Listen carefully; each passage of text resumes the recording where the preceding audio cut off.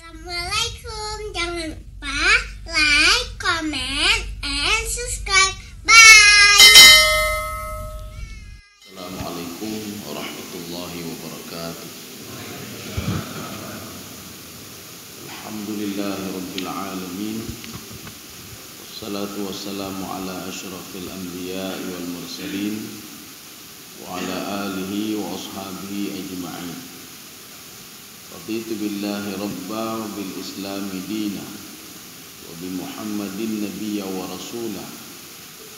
Rabbi shrah li sadri wa yassir li amri wa hlul 'uqdatam min lisani yafqahu qawli. Allahumma ij'al jam'ana hadza jam'an marhuma wa tafarruqana min ba'dihi tafarruqan ma'suma. Kaum muslimin dan muslimat sidang jamaah subuh yang dirahmati Allah.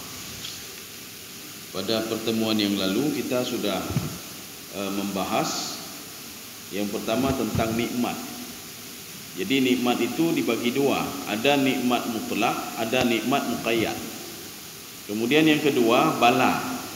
Bala itu ada bala mutlak, ada bala muqayyad, dan ini sudah kita bahas.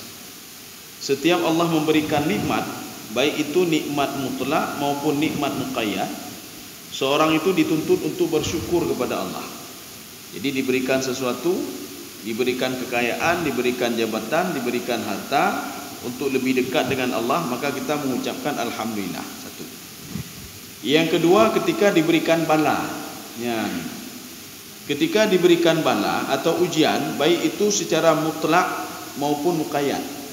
Tapi kalau mutlak itu mutlak itulah kafir. Ya, mutlak kita minta supaya dijauhkan dari bala mutlak.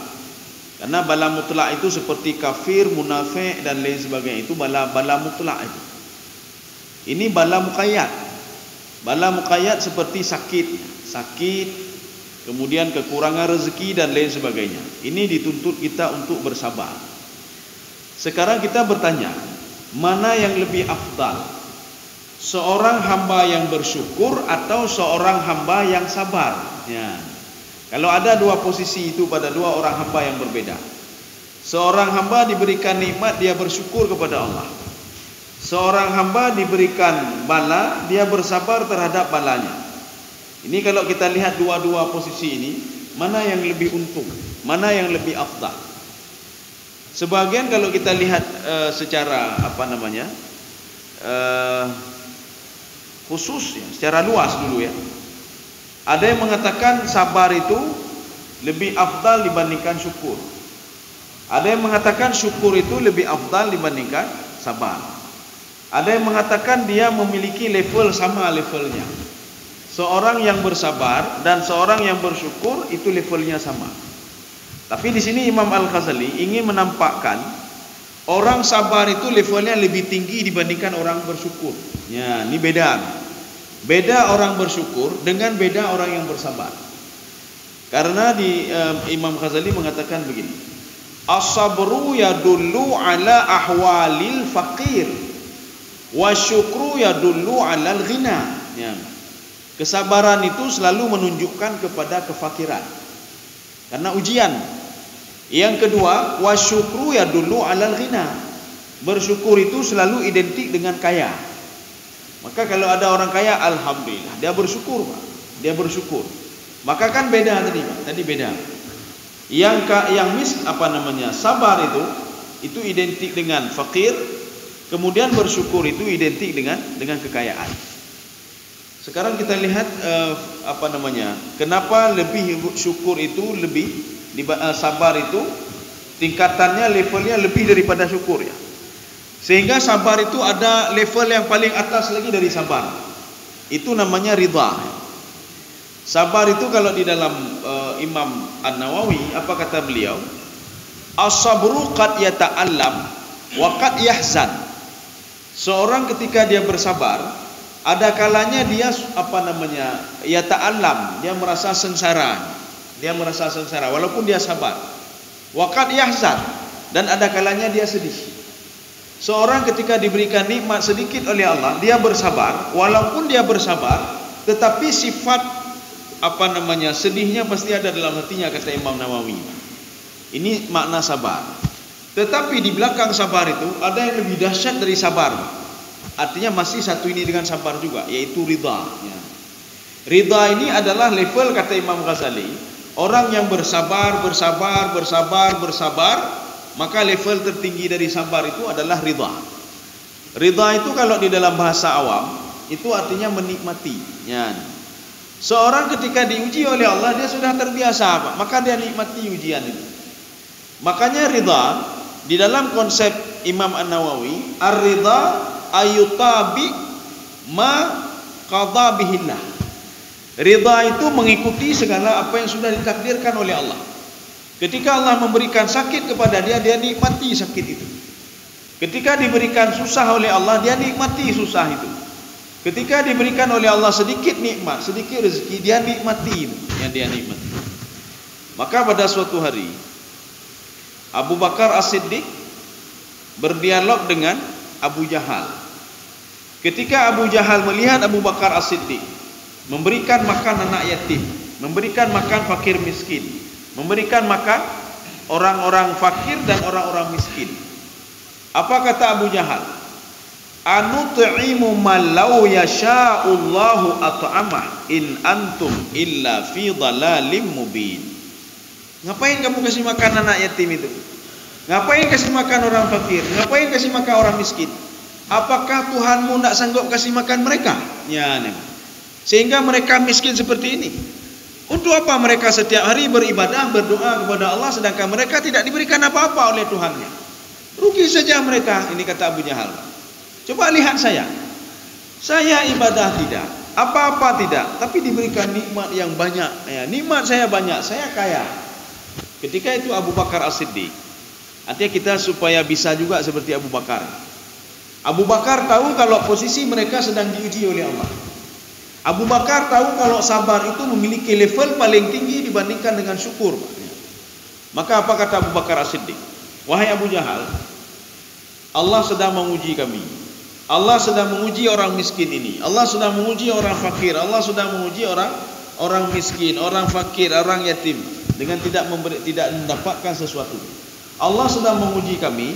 Ajazina am sabarna. Apakah kami gundah dengan kemiskinan kami, ataukah kami itu bersabar? Bersabar dalam tanda kutip. Baik sabar gatin du undang sabar gatin, bah gatin lagi. Bah takit sabar undang tidak. Tapi berusaha untuk bisa sembuh. Tetapi kalau orang ridha itu sudah menikmati, Pak. Dia nikmati.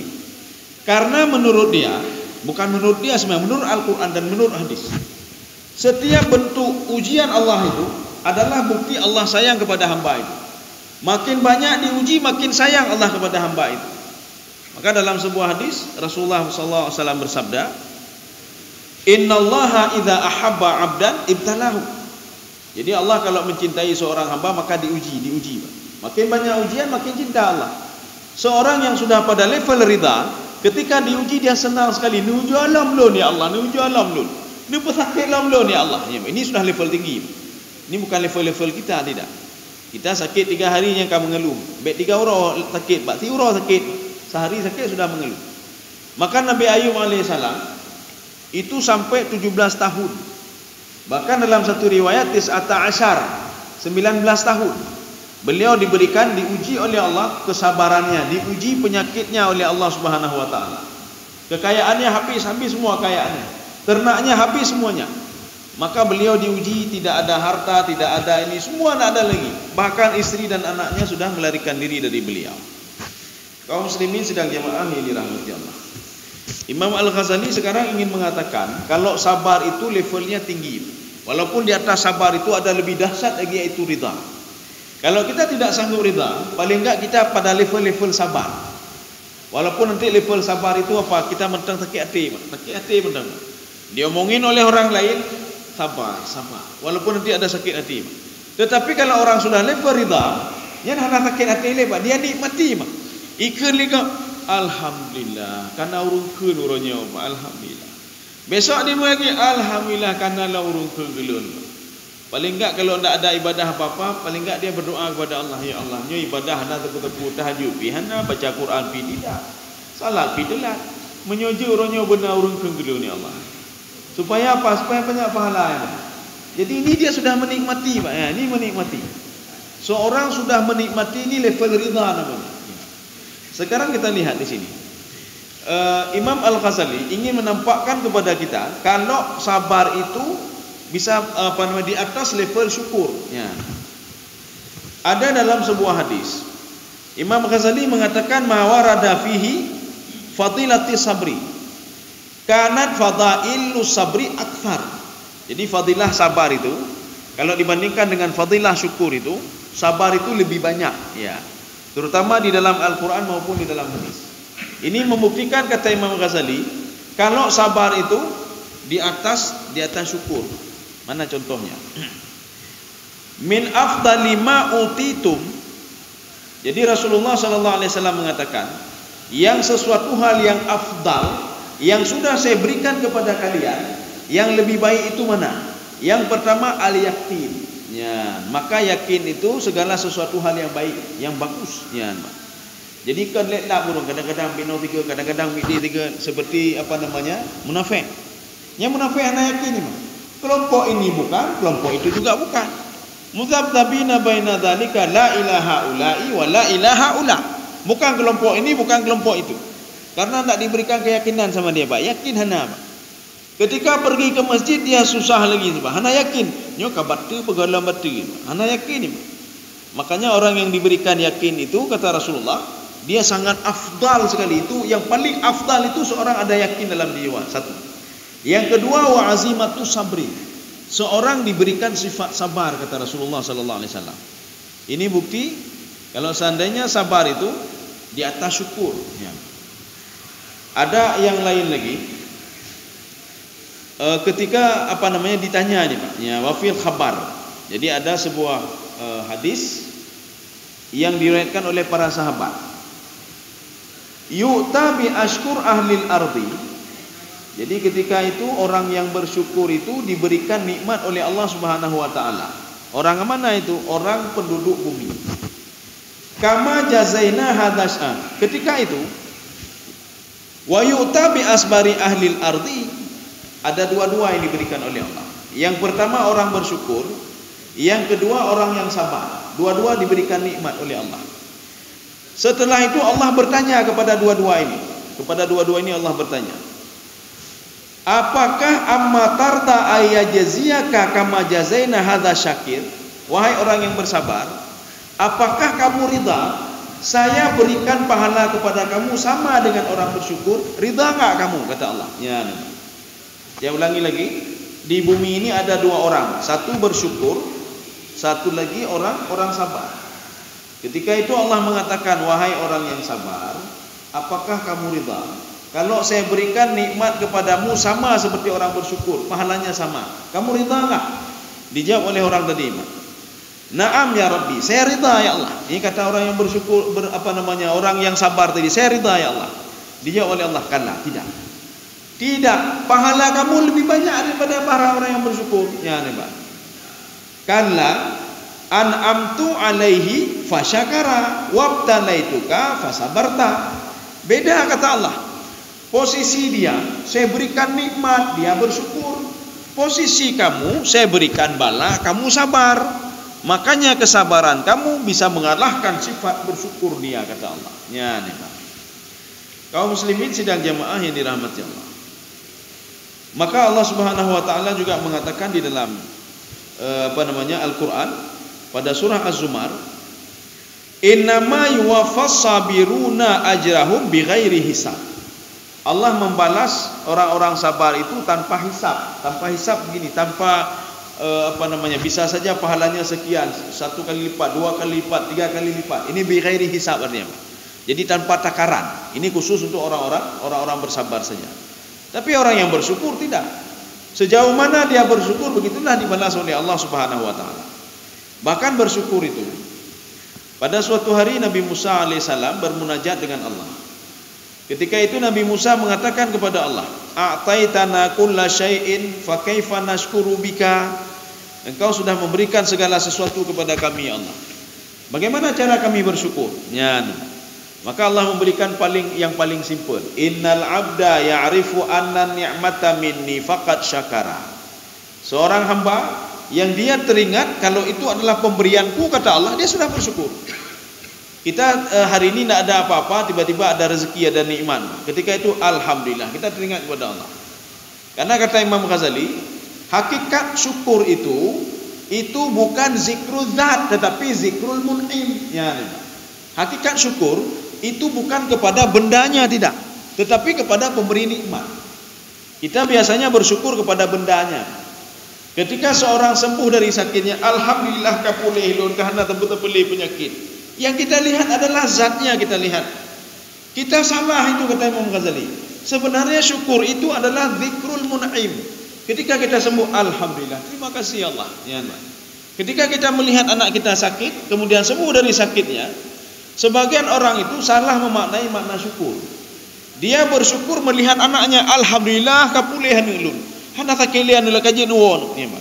Tetapi hakikat syukur itu seorang sebenarnya bukan kepada anak, tapi pemberi nikmat. Alhamdulillah, terima kasih ya Allah, engkau sudah menyembuhkan anakku ya Allah. Demikian pula setiap pemberian Allah Subhanahu wa taala. Ketika diberikan sesuatu oleh Allah, maka yang kita lakukan adalah zikrul mun'im. Kita mengingat pemberi nikmat, bukan nikmatnya yang kita ini.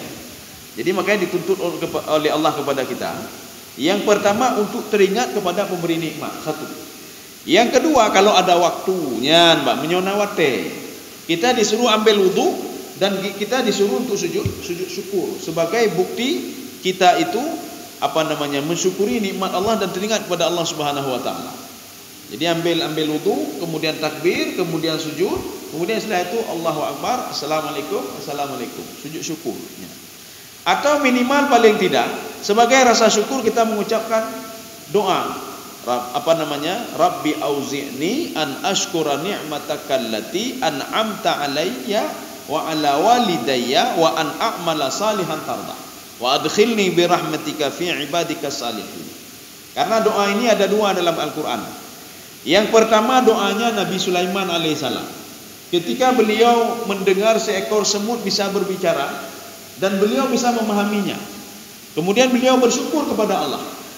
Yang diinikan adalah doa ini, doa yang direkomendasikan doa ini. Ada satu lagi, doa ketika falamma balagha arba'ina sanah. Kalau kamu sampai umur 40 tahun, kata Allah, maka ucapkanlah kata-kata ya Allah, terima kasih ya Allah, Rabbi auzi'ni. Itu makna umum.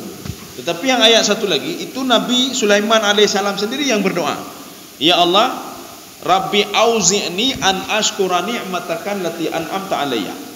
Ya Allah, berikanlah karunia kepadaku untuk selalu bisa bersyukur kepadamu atas nikmat yang kau berikan kepadaku. Tapi kalau ayat satu lagi, ya Allah, ini sudah sampai umur 40 tahun, berikanlah saya sifat untuk bisa bersyukur kepadamu ya Allah. Dan ini dianjurkan. Sehingga Rasulullah mengatakan, kalau ada seorang itu umur sudah sampai 40 tahun, bahkan lebih 40 tahun, dia masih akhlak masih seperti dulu, maka celaka dia orang ini. Karena umur 40 tahun itu diberikan kematangan cara berpikir. Maka kalau tidak matang juga berpikir, maka celaka dia. Kaum muslimin sedang jemaah dirahmati Allah. Ini makna syukur nih. Jadi syukur itu simpel sekali. Dan syukur identik dengan kekayaan. Sedangkan sabar tadi identik dengan kefakiran. Karena ketika itu diuji oleh Allah Subhanahu wa taala. Kaum muslimin sedang jemaah yang dirahmati Allah. Firman Allah Subhanahu wa taala, jadi Allah mengatakan begini. Ini di dalam hadis qudsi. La ad'ufanna lakal ajra alaihi. Wahai orang yang bersabar, tadi kan ada dua tadi. Ada orang bersabar, ada orang bersyukur. Ketika Allah bertanya kepada mereka, kepada orang sabar, kamu ridha enggak kalau saya berikan pahala dua-dua? Sama, kamu saya berikan, dia saya berikan, pahalanya sama. Ridha kamu enggak? Kata orang yang bersabar, saya ridha ya Allah. Oh tidak, kata Allah. Pahala kamu lebih banyak dibandingkan pahala orang yang bersyukur. Makanya kata Allah, la ud'ifanna, akan saya lipat gandakan, kata Allah Subhanahu wa taala, orang-orang yang bersabar. Lakal ajra alaihi. Kemudian apa? Fayuti adhafu jazaa syakirin. Baru setelah itu diberikan dilipat gandakan pahala orang yang bersyukur. Orang yang sabar dulu diberikan pahala, dilipat gandakan, baru orang yang bersyukur. Artinya level sabar itu di atas dibandingkan dengan syukur. Apalagi kalau seorang sudah mencapai tingkatan ridha. Dan kita bertanya, bisa enggak kita menikmati ibadah? Ya, kita ingin menikmati ibadah, ingin menikmati perintah. Kemudian kita menikmati apa yang dilarang oleh Allah. Artinya dilarang begini, jangan buat itu, jangan berzina. Kita menjauhkan diri dari berzina itu nikmat bagi kita, sebuah kenikmatan. Ya. Jadi bukan sengsara. Karena ada orang meninggalkan maksiat itu sengsara sama dia. Jangan korupsi. Oh, matang he penyuhana tak korupsi ya. Jangan kamu mendekati zina. Oh, matang he becut nyohana tak mendekati zina. Jangan kamu makan hak orang lain. Sang he becut lagi apa? Sengsara dia apa? Dia sengsara kalau tidak melakukan sesuatu hal yang dilarang oleh Allah Subhanahu wa taala. Jadi makanya bisa enggak kita seperti ini? Diberikan jalan oleh Imam Ghazali. Bisa, kenapa tidak bisa? Kita bisa menjadi penikmat ibadah. Kita bisa menjadi penikmat salat subuh. Kita bisa menjadi penikmat orang yang membaca Quran. Baca Quran kan butuh kepada kesabaran. Kita bisa nikmati itu. Dan kita bisa menikmati ketika kita diberikan ujian oleh Allah Subhanahu wa taala dengan sakit. Maka ketika sakit itu nikmat bagi dia, Pak. Alhamdulillah, nikmat bagi dia. Bagaimana caranya? Imam Ghazali mengatakan, la budda birriyadah. Kalian itu harus membiasakan diri untuk bersabar. Hari ini sabar, besok sabar, besok sabar, besok sabar. Kebiasaan kamu ini, kata Imam Ghazali, membawa kamu kepada level ridha. Seorang yang bersabar untuk pergi salat berjamaah, salat subuh berjamaah. Hari pertama dia pergi memang berat. Hari kedua juga berat. Hari ketiga juga berat. Tetapi karena sudah terbiasa pergi, maka yang berat itu tidak berat lagi. Sama seperti orang berbuat maksiat. Orang berbuat maksiat yang pertama itu berat sama dia, temecunya berat. Hari kedua tidak berat lagi. Terus sampai sudah terbiasa, mencuri itu biasa sama dia. Dan dia sebuah kenikmatan untuk mencuri itu. Dan bangga lagi dia sudah mencuri. Ailun pun ada pura ada nama. Ailun kalau cupeng kan tu, nyan bangga lagi dia bang. Saya korupsi, saya sudah begini, saya sudah belum pengen urungnya. Bangga dia dengan sifat itu. Kalau penguji, kalau kena aja, bangga dia bang. Ini artinya apa? Dia sudah ridha dengan perbuatan maksiatnya. Artinya kita jangan sampai seperti itu. Jadi makanya membiasakan sesuatu, kata Imam Ghazali, akan membawa seseorang kepada level ridha, menikmati. Ya. Jangan seperti begini. Ada seorang wanita pada masa Rasulullah sallallahu alaihi wasallam itu salat di samping rumah Rasulullah. Rumah Rasulullah kan atau masjid awal. Kemudian setelah itu kan sudah masuk dalam masjid. Ketika itu Aisyah melihat ada seorang wanita, dia salat terus, Mak. Dia salat terus. Waktu itu apa? Aisyah merasa, waduh hebat sekali wanita ini. Nanti akan saya ceritakan kepada Rasulullah sallallahu alaihi wasallam. Ketika Rasulullah pulang, apa kata Aisyah? Wahai Rasulullah, ada berita yang sangat ini sekali ya Rasulullah, sangat heboh sekali ya Rasulullah. Saya tak pernah lihat berita ini, kejadian ini ya Rasulullah. Ada apa kata Rasulullah? Wanita itu dari tadi ya Rasulullah, ketika engkau pergi dia beribadah terus sampai engkau pulang masih dia beribadah. Rasulullah tenang saja. Artinya Rasulullah tidak memberikan respon apa-apa. Biasanya kan terkejut, mana wanita itu? Ini tidak. Aisyah bertanya, kenapa engkau tidak merespon ya Rasulullah? Apa kata Rasulullah? Saya takut dia itu akan bosan nanti, kata Rasulullah. Dia akan bosan. Dia beribadah sudah berapa jam. Nanti setelah berapa lama kemudian saya takut dia bosan. Ya, saya takut dia bosan. Saya maunya ini masuk bosan apa? Karena dia belum ridha terhadap sesuatu hal. Dia belum ridha lagi. Belum dia nikmati lagi. Maka tidak perlu heran kalau ada orang dalam bulan ini dia ibadah selalu, bulan selanjutnya hendak kejak tembayang lagi. Kenapa? Karena sudah bosan. Makanya Rasulullah SAW menginginkan kita untuk ridha, ridha dalam beribadah. Kita nikmati ibadah itu. Maka Rasulullah mengatakan begini, saya lebih senang yang sedikit tetapi continue. Ya. Artinya dengan yang sedikit itu bisa memupuk sifat ridha katanya, daripada sudah capek tidak dapat juga ridha. Tetapi kalau seandainya banyak dan dia ridha itu lebih bagus lagi. Tapi jarang-jarang seperti ini. Kaum muslimin sedang jamaah yang dirahmati Allah. Sekarang kita melihat di sini hadis Rasulullah sallallahu alaihi wasallam. akhirul anbiya dukhulal jannah Sulaiman bin Daud alaihi wasallam di makani mulkihi. Nabi yang paling terakhir masuk ke dalam surga adalah Nabi Sulaiman. Ya, Nabi Sulaiman bin Daud. Ini hadis ini pernah heboh pada masa sahabat, dan sahabat takut sekali ketika namanya disebutkan juga di sini. Ketika disebutkan nama Nabi Sulaiman, hana perlehirin. Kenapa? Nabi Sulaiman sudah meninggal, sudah wafat. Kenapa mesti Nabi Sulaiman paling akhir dihisab oleh Allah, diperhitungkan oleh Allah? Ya. Karena Nabi Sulaiman itu limakani mulkihi. Karena singgasananya, hartanya, kerajaannya. Maka Nabi Sulaiman pernah minta kepada Allah, ya Allah, berikanlah kekayaan kepadaku, berikanlah kekuasaan, kekayaan, harta yang banyak yang tidak dimiliki oleh orang lain. Maknanya yang paling kaya di dunia itu adalah saya. Rupanya betul. Di dalam sejarah itu raja yang paling kaya di dunia dan dia mukmin adalah Nabi Sulaiman. Kemudian setelah itu siapa? Nabi Zulkarnain. Itu dua. Bedanya apa? Nabi Zulkarnain memang level Nabi, bukan Rasul. Tetapi Nabi Sulaiman, beliau sudah Nabi, Rasul lagi. Itulah bedanya.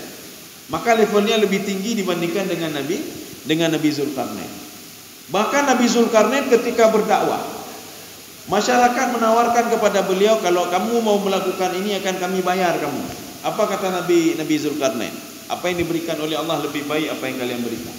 Karena yumpunya yang hidupnya, punya saya lebih banyak lagi, ya. Kekayaan saya lebih dahsyat lagi.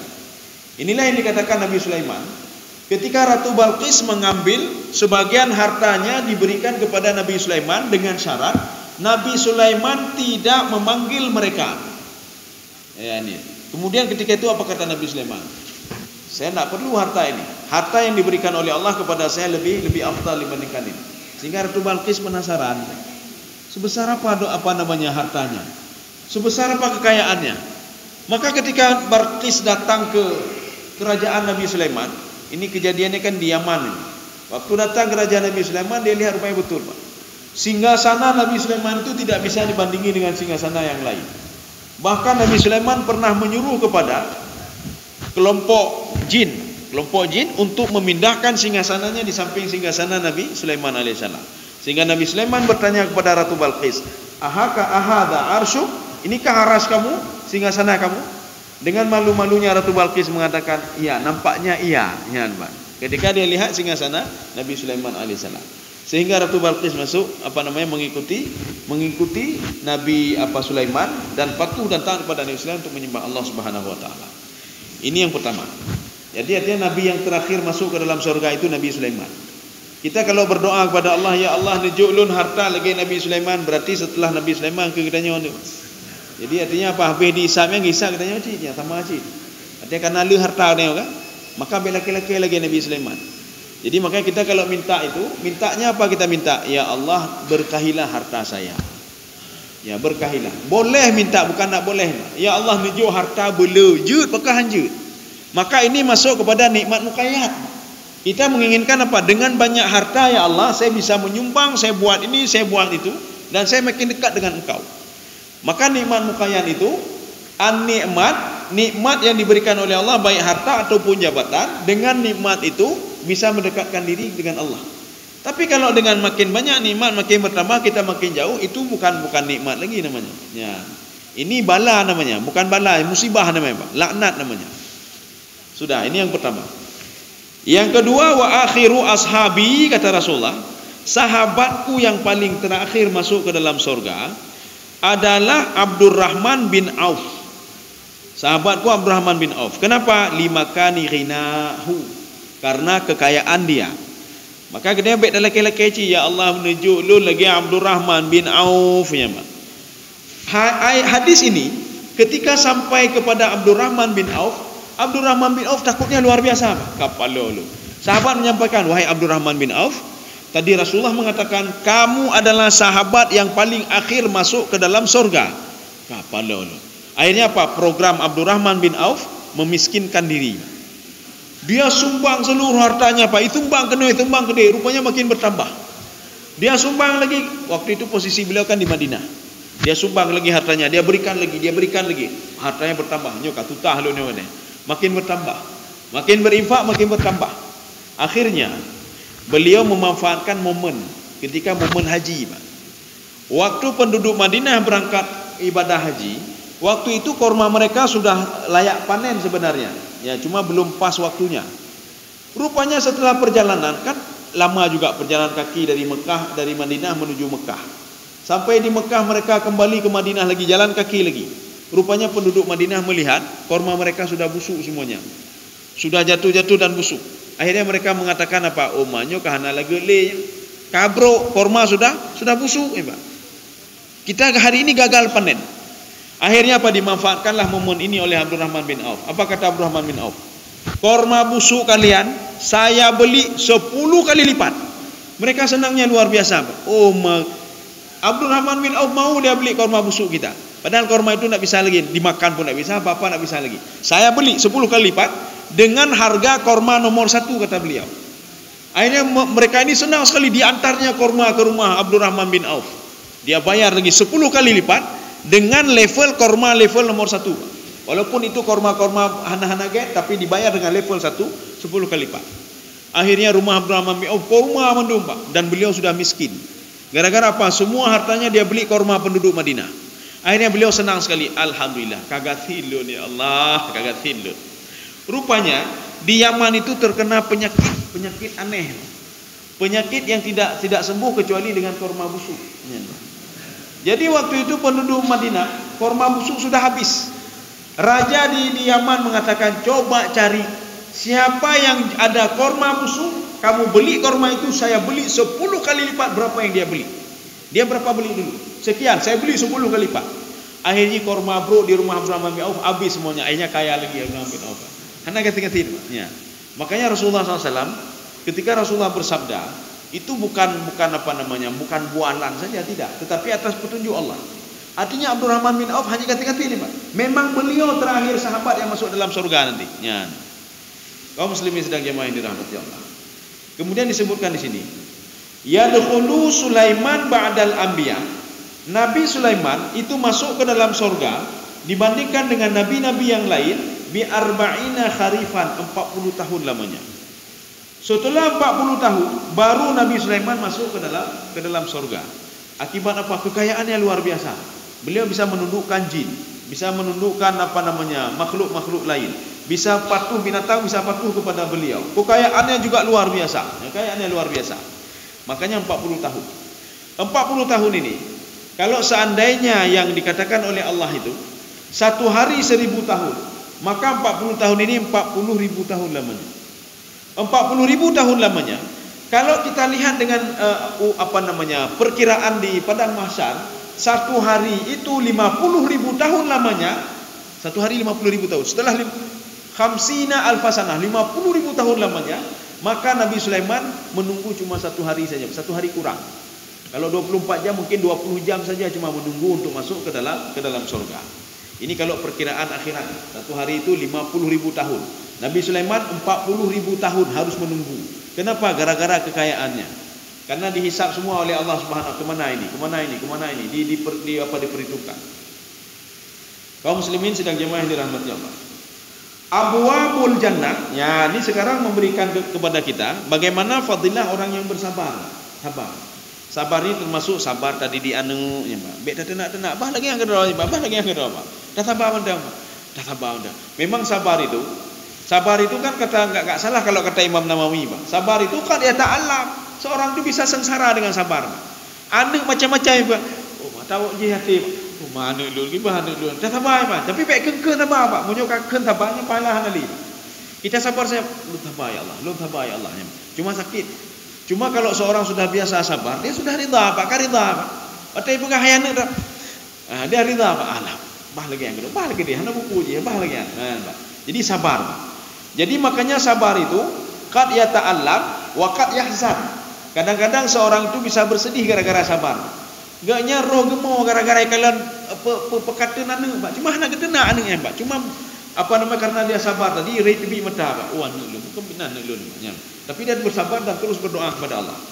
Orang seperti ini kata Allah, ya Pak, bukan sabar di sini saja, sabar terhadap bala, sabar terhadap perintah Allah, sabar untuk meninggalkan maksiat. Orang seperti ini, abwabul jannah kulluha masra'ani.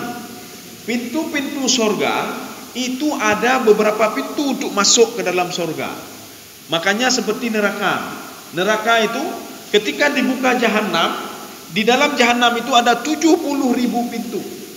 Masuk lagi pintu pertama ada 70.000 pintu. Masuk pintu yang ketiga ada 70.000 pintu lagi. Yang terakhir ketika seorang masuk, nyan baru Pak, nyan villa katanya Pak, nyan.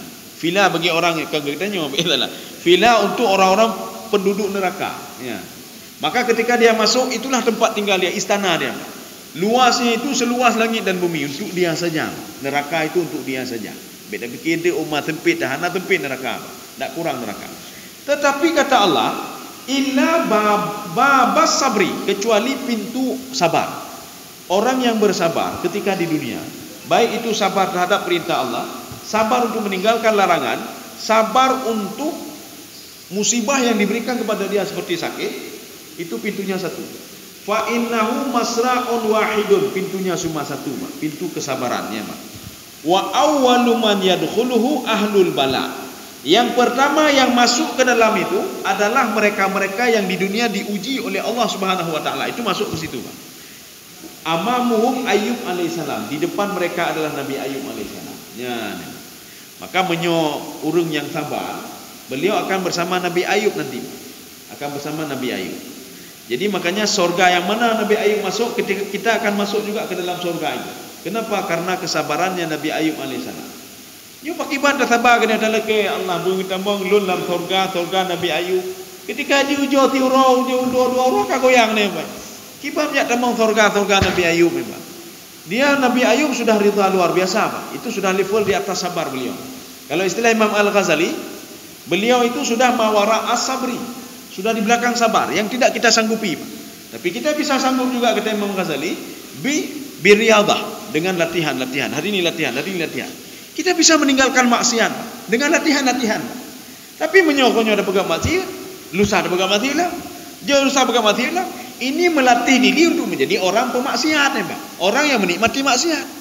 Hati-hati jadi penikmat maksiat. Hati-hati jadi orang penikmat kejahatan. Hati-hati jadi orang penikmat yang tidak dimurkai oleh Allah Subhanahu wa taala. Maka jadilah penikmat kebaikan.